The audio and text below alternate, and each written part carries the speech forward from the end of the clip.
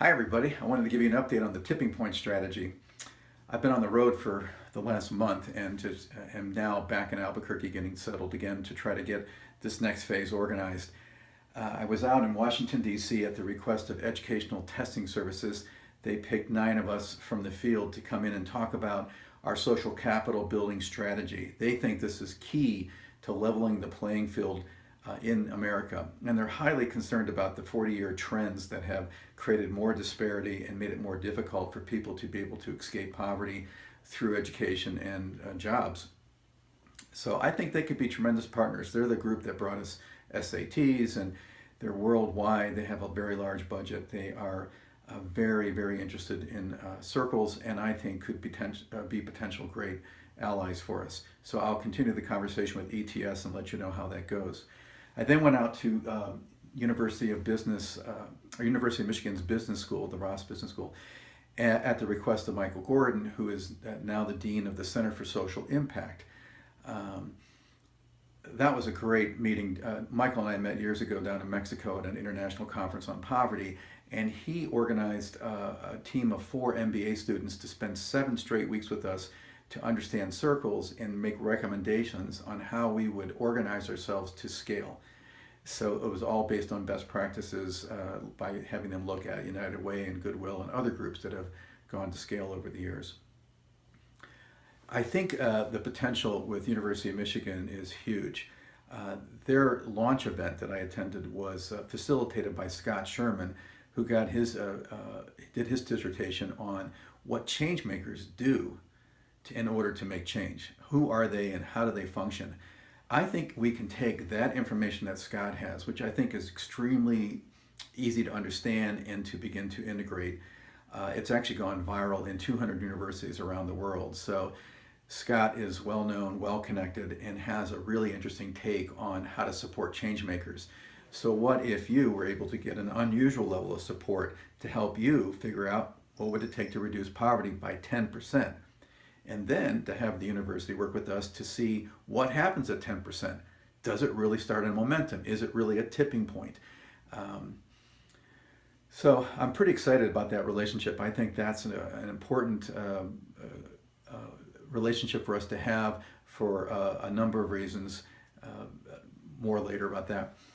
I then went out to University of Colorado in Boulder at their request to be part of the World Affairs Conference. That was amazing. Steve Wozniak was the keynote speaker. There were just thousands and thousands and thousands of people. Um, they've been organized long enough now to actually have had Eleanor Roosevelt as a keynote speaker. I was super impressed with the way in which they housed us as speakers, organized the whole process. It was so well done. I asked them, could you imagine having in your off season a focus just on the tipping point and reducing poverty in the communities to the extent that it might actually begin the eradication of poverty? And they were actually very interested in having that conversation. So who knows? But they also might be in our future here.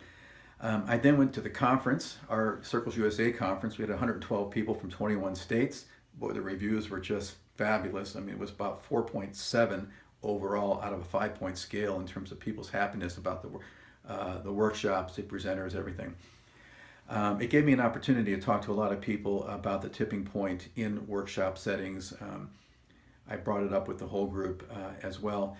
I've had a chance to talk individually with about 2/3 of the chapters on the subject of the tipping point to see if they're interested, feel aligned to that vision, etc. Almost everyone is so far. So that's very encouraging. And we have about 12 communities that I'm in discussion with who want to come into circles, and I'm starting that conversation right away, focused on the tipping point.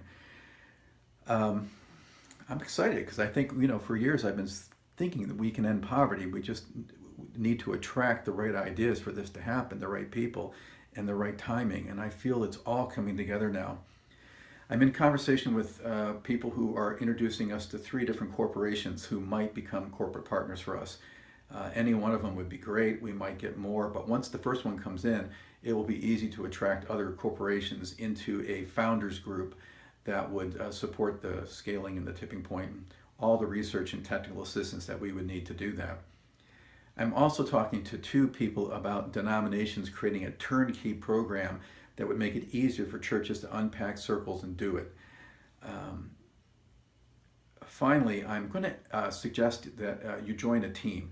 I will make my first stab at who might be part of these teams, but we're going to need some focus now regionally and across the country on particular parts of this process.